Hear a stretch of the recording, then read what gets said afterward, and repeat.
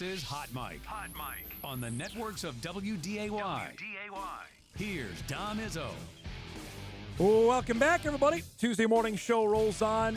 About a half hour, Lemoore, Litchfield Marion head football coach Andy Delabar will join us, chat about NDSU's newest football commit out of his team.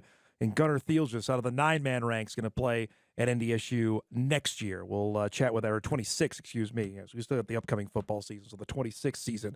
That's coming up later on in the show. We've been talking plenty about the draft. We're getting ready for what's going to be a great few days beginning on Thursday in Green Bay, Wisconsin, and also in Pierre, South Dakota, as they're about to brag that they potentially could have a first-round NFL draft pick in their midst. It's great to have Pierre head football coach join us. Steve Steele back with us. We've had him on a few times, and it's great to have him today on the golf course, getting ready actually to play some golf with Grey Zabel here in just a few minutes. It's great to see you, bud. Tell me about what this week is going to mean for Pierre. Yeah, I think it's going to be just such a special moment. Whenever it happens, it's going to be so special to see one of our own get it to the highest level of football. And, I know there's a lot of excitement around town, and I think in a lot of Gray's senses, he's ready for it to just know, it's a long ways of not knowing where you're going to be in 3 weeks or 2 weeks. And I think he's more than excited for anything just to know where he's going. Give me a sense for you personally when the draft buzz steam really got to pick up there, when people started to recognize that, okay, Gray was going to play professional football, but now it's at this level. When did you notice when things started to take off?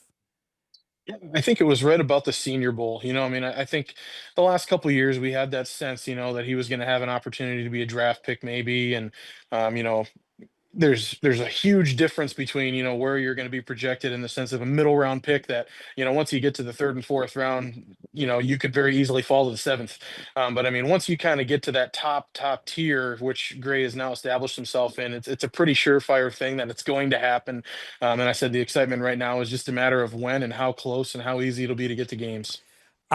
His dad has told this story, and I got to have you tell it, about when Gray got put in the state championship game at center. Can you give us the lowdown of that? Because he had never played it before. Take us back to that and what that experience was like.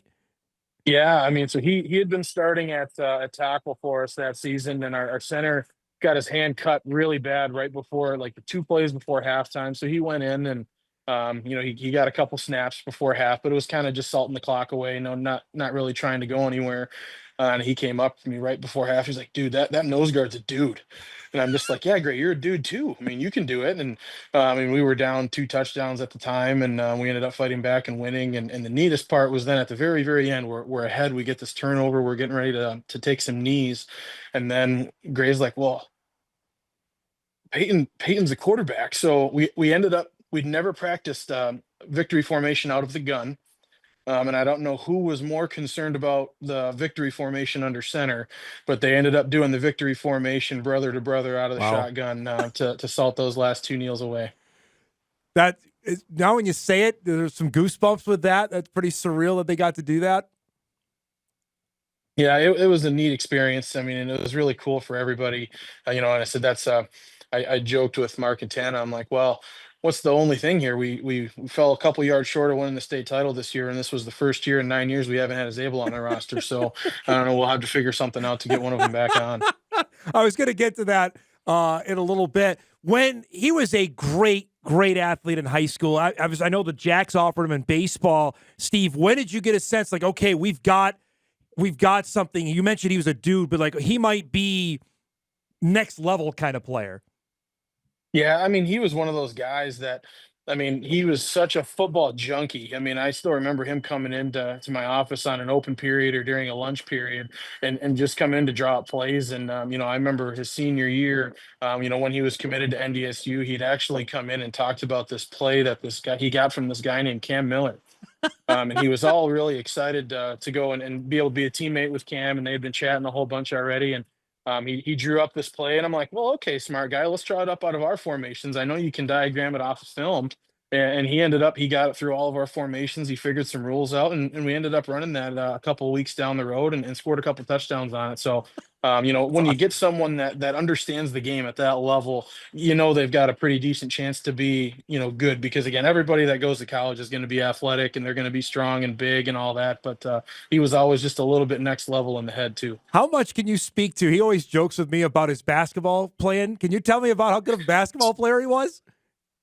Yeah, I mean, I don't know that I'm super qualified on that part. I know that there was multiple times that everyone was joking with him that he could, "Hey, are you able to dunk yet? You're all this giant dude. Are you gonna ever be able to dunk?" And so I know at the combine, when he threw up that vertical, I Yeah. know there was a few good ribbings going on, based off of some of those chatters about basketball. How good was he? Was really good at baseball as well, right? Yeah, he was a really, really good baseball player, and he's a southpaw. So I mean, he was Yeah. throwing lefty. So that, as he would say, that makes it you don't have to throw as fast because you're throwing left-handed. So, but I mean, yeah, he was a really, really good baseball player, and he had a big swing, which I'm sure we'll see here in a few minutes. Steve, when NDSU got into the mix recruiting wise, and and obviously their offensive line background, did you steer them in any way or say, hey, this is a school that develops offensive linemen? I mean, I think that's always a challenging part as a coach. As we really try and do stay out of the pushing decision part. I mean, and that's a very, very difficult thing at times, but you just try and let things go, and be the relationships be genuine, and let them kind of find their own way, and you just try and be a resource for them. But certainly in every conversation, there was not one concern about the type of program he was going to, and I think that was a big part of it for him was he knew the culture that he was going into up there, and it was something that he's a guy that I joked with him too. Like you don't want to be too high of a draft pick because you've never lost really.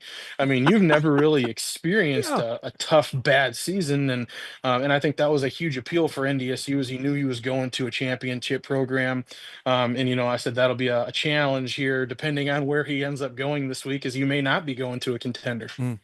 Can you describe for people up here that don't know your program what it's like on a Friday night and the pressure that comes with playing for the Governors, that the expectations that come with your football team? Yeah, so I mean, Gray was a part of that story of our first state championship. His sophomore year, we ended up rolling out three, during his career and going back to back to back. And his senior year was a very special team. I mean, that was a team we broke our state record for points scored and yards gained.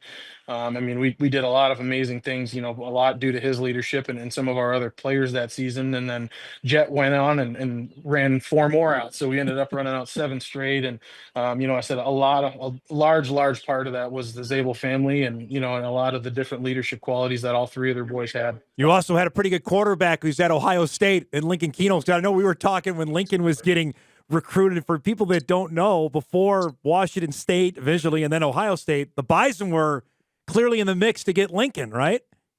Yeah, I mean they really were, and I mean I think there's a really, really good coach. I mean, there's a lot of good coaches at NDSU, but Tyler Roll was one that was such a good recruiter, and he built such great genuine relationships with kids. And I mean, that was another one for him. That was a tough person to tell no to for Lincoln. And I said I think everybody that we've had a chance to have recruited by NDSU understands what that program is about and just how special it is. Tell me what this has been like for you personally, this draft lead up. You get calls, you told me you're getting plenty of calls from the NFL. What's this been like for you personally to experience? Yeah, it's been kind of funny. So I work at the Boys and Girls Club here, and there's a call, and our secretary's like, "Hey, the LA Rams are on the phone," and it's just a total different mindset because you're not expecting that when you're in work mode. If you're in football mode, maybe that's one thing, and through the recruiting process, everybody gets your cell phone number, so you don't ever have to worry about that. But yeah, that was probably the most unique one where it was just kind of a mindset switch of like, oh, huh, okay, yeah, I guess I'll take that one.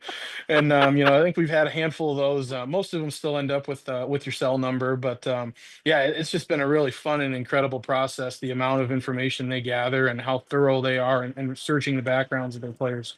Who's on the phone? Are you talking to a personnel director? Are you talking to Sean McVay? Who are you talking to when they called? It wasn't him. It was one of their scouts. And I said, I think we've had maybe a couple player personnel directors have talked, but mostly scouts, and that one happened to be back during football season actually. So I mean that was a pretty early in the process. Yeah. So, but yeah, just all different levels, and they've got people all over the place. There's nowhere they're not going to find a good NFL player at this point. Steve, when you saw him, what he did at Mobile, did that change your perception? Like, okay, this is we might be talking top end of the draft after what he did at Mobile.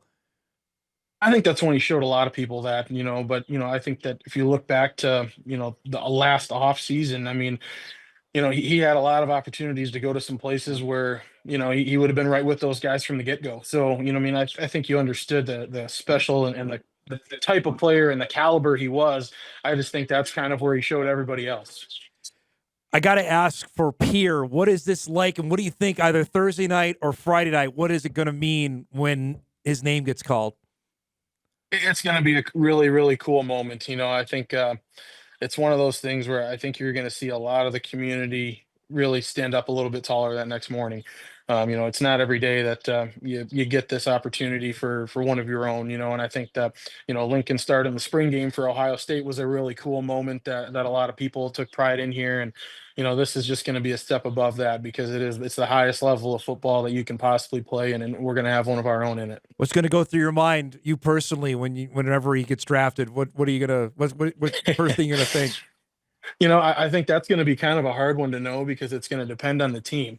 Because I said to some of the places you can just kind of hear him being like, gosh, they've got really good this or really bad that, or like, oh wow, this could be a challenger, so I think that'll be more of the fun side, is just kind of thinking about what his reaction will be. And I know he'll be excited obviously regardless of where he's going, but just that moment of closure to now know and be able to actually get to work. Would it be easier for him to go to a team that has green, because all he's had is green teams with Pierre and NDSU? If it's the Packers, maybe the Jets, my team, would that be easier for everybody in Pierre?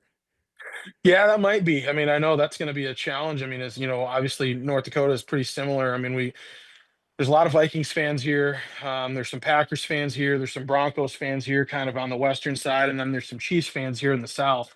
So there's not going to be a way to make everybody happy, So ultimately, everyone's just going to be excited, and I think that whatever team he ends up going to is going to have a new fan base here. Last thing before I let you go, and I really appreciate this before you go play golf with him. He told me, and Mark told me as well, there are Jackrabbit fans all around his neighborhood. Can you describe that, of what that's been like for him and the family?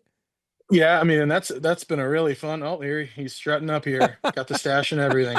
But that's definitely a challenge down here. I mean, obviously the state, there's a lot of pride in the SDSU program as well, and they've been very good in their own right as well. So here we'll let him be a little cameo in the back here, but yeah, so it's definitely, I'm sure it's a challenge in some respects, but again, I think this community is really great about supporting their own, and one of the things that makes this a special place to live. Is he a left-handed golfer as well? Yeah, Man, he is. He's gonna be dynamite at that as well. Tell him I said hi. hi. I think we've got a full crew of lefties today, as odds that's going to sound. Thanks so much for doing this, bud. Enjoy the next few days, and we'll catch up down the road, okay? Sounds good. Thanks. Steve Steele joining us, Pierre head football coach, about to go golf with one Grey Zabel. That's good stuff. You saw a couple of those shots. First off, how young he looked. And the first championship in 2017, he was playing with his older brother, Peyton. And then obviously Peyton went on and played baseball collegiately at Texas State, so he's a pretty good athlete. And Jet, the youngest, is entering his redshirt freshman year at NDSU right now. So the Zabels aren't done with their connection to Fargo, but I don't think you can underestimate how big a deal this is going to be. And I think it's going to be Thursday night. I really do. It's trending in that direction. I know things happen, and I think the family's a little worried about if it doesn't, like, he's getting drafted. It's one way or the other. It's either happening sometime about 9 o'clock Thursday, or it's going to happen about 6 o'clock Friday. One or the other. And either way, it's going to be a huge, huge deal. That's fun stuff. We appreciate his time. We'll break. We come back. Got a couple things got to get to. Update on the portal movement of the Missouri Valley Football Conference. Got a couple emails we'll get to as well. Back on Hot Mike on WDAY Extra. Inforum.com.